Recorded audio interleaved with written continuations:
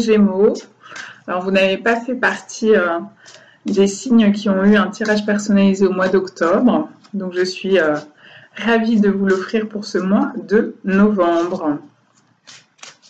Donc, quelles sont les énergies pour les Gémeaux en novembre 2019? Alors, c'est assez joli. Alors, d'abord parce que vous avez le chiffre 30 et le chiffre 3. Ce sont des très beaux chiffres qui portent l'énergie du 3, l'énergie de la Trinité, qui est un chiffre sacré, qui est un chiffre spirituel, et surtout relié, ça fait le chiffre 33, qui est d'autant plus spirituel et sacré. Donc, j'ai envie de dire merveilleuse énergie, très probablement spirituelle pour vous les Gémeaux, pour peut-être des ouvertures. Alors, ça peut être l'ouverture d'ailleurs de votre chakra coronal, de votre troisième œil.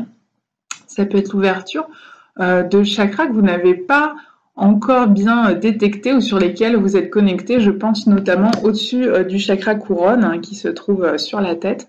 Et bien un peu plus haut, alors il faudrait que je me baisse là dans la vidéo, un peu plus haut, 10-15 cm au-dessus, on a un 8e chakra.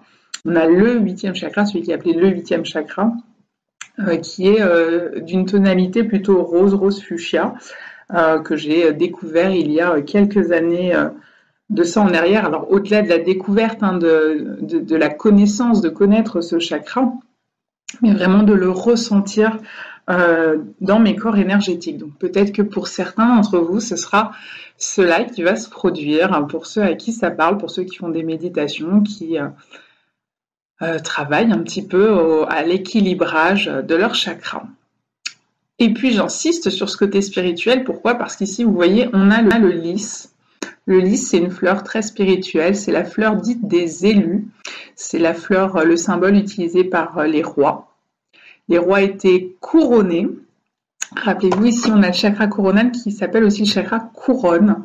Et donc, le roi était couronné par la gloire de Dieu. C'était Dieu qui faisait les rois, ou le roi détenait son pouvoir de Dieu. En tout cas, c'était comme ça les croyances et puis la manière dont c'était véhiculé. Mais ça marchait aussi déjà pour Pharaon.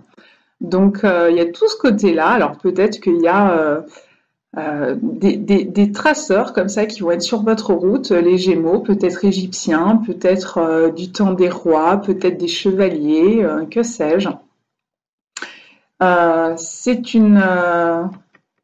On est en train de me parler de Marie-Madeleine parce qu'il me semble qu'il y a un ouvrage qui s'appelait L'Élu et qui est une sorte de biographie de Marie-Madeleine sur laquelle on voit un lys sur la page de garde, il me semble. Donc, il me semble que c'est ça qu'on est en train de me montrer. Donc, peut-être que cette lecture est conseillée pour certains, voire certaines plus précisément d'entre vous, notamment si vous vous intéressez à Marie-Madeleine, qui est la représentante du féminin sacré.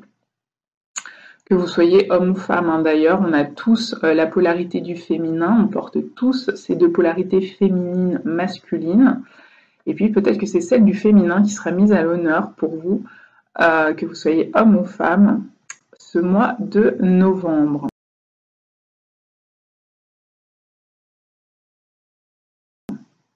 Alors surtout, dans le Lenormand, cette carte, elle illustre la sagesse.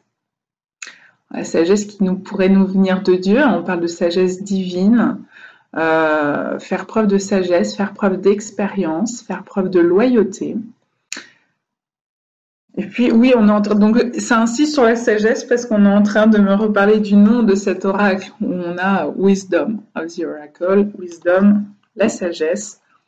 Donc sans doute, est-ce que vous allez être confronté à une situation au mois de novembre qui va vous demander de faire preuve de sagesse, mais je pense que vous l'avez. Là, on est en train de vous dire soit la sagesse est à acquérir, soit elle est acquise et maintenant il s'agit de la mettre en œuvre face à une situation, peut-être à une situation de déplacement. Ça peut être une mutation dans le cadre professionnel, ça peut être un déménagement.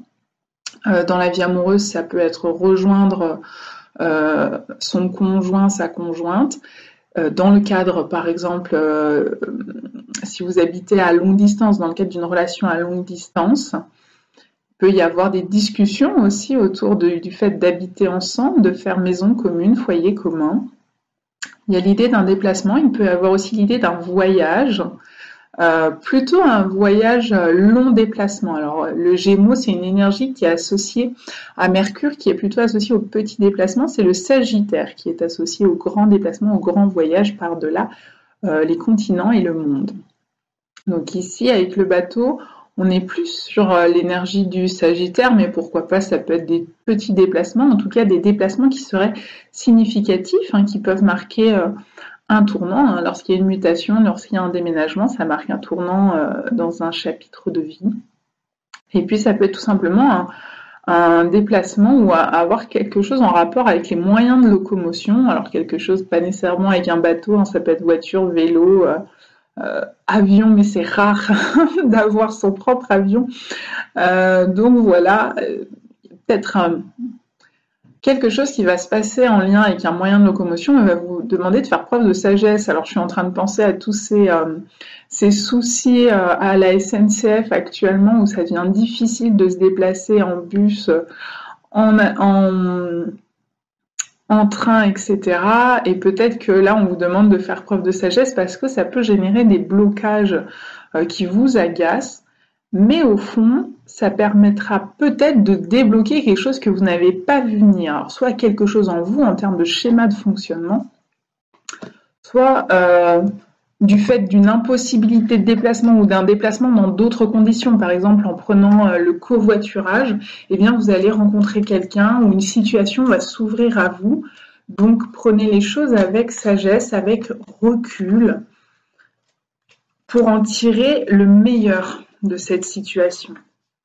Mais là, je sens profondément que les Gémeaux, vous en êtes capables. On est en train de me dire, c'est comme si on allait vous soumettre à cette expérience et que vous avez toutes les possibilités en vous et les capacités en vous pour faire preuve de cette sagesse. Donc, juste démontrez-le.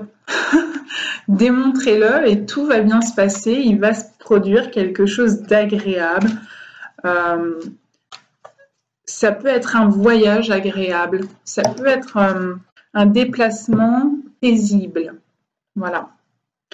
Deep knowing, effectivement, on retombe dans la sagesse, c'est le savoir en profondeur, ça peut être l'introspection. Ici, vous avez la lune, vous avez la chouette ou le hibou qui est là. Et donc le hibou, c'est la clairvoyance, c'est la capacité de voir juste, de ne pas se laisser emporter par ses émotions, ses sentiments, son agacement, rester calme, rester paisible, faire la paix à l'intérieur de soi ou vivre en état de paix intérieure. C'est aussi ce que ça vient nous raconter, l'ensemble de ces 3 cartes. Peut-être que c'est un voyage intérieur que vous allez faire. Ça peut être un voyage astral d'ailleurs, ça peut être un voyage à l'intérieur de soi pour faire émerger une certaine sagesse, peut-être une certaine révélation, compréhension, prise de conscience. Et puis la lune revient, et tout à l'heure je vous parlais du féminin sacré avec la figure de Marie-Madeleine, et là la lune, eh bien, c'est la représentante archétypale dans les astres du féminin sacré justement. Donc il y a très certainement, peut-être aussi que c'est votre polarité féminine qui va être mise à l'honneur, ou mise à l'épreuve peut-être aussi, et il va s'agir peut-être de délaisser ou de ralentir, de désinvestir votre côté, votre polarité yang du masculin pour réinvestir le féminin face à une situation. Donc c'est se montrer réceptif tout simplement, au lieu d'être dans l'action, accepter peut-être une forme de passivité, mais qui va permettre la réception d'informations, la réception d'énergie, la réception des émotions, la réception de ce qui est, plutôt que d'essayer de forcer les choses pour qu'elles aillent dans le sens que vous aviez prévu. Je continue de penser à cette histoire de déplacement et de grève SNCF, où voilà, on a envie d'être dans l'action, de se déplacer, de faire ce qui était prévu, paf, il y a la grève, du coup, qu'est-ce qu'on fait? Eh bien là, le féminin va permettre d'accueillir ce qui est. Je ne peux pas contrôler cette grève, je ne peux pas contrôler la suite des événements. Peut-être je peux trouver une solution de repli, un plan B. C'est la meilleure chose que j'ai à faire plutôt que de m'énerver, de m'emporter, etc. Agir, réagir avec sagesse, c'est un petit peu ici ce qui vous est conseillé pour le mois de novembre, les Gémeaux. Je vous souhaite le meilleur, et si c'est un voyage intérieur ou une reconnexion avec votre soi divin, eh bien, je vous la souhaite éclatante et merveilleuse et je n'en doute pas un instant. Bon mois de novembre, à bientôt.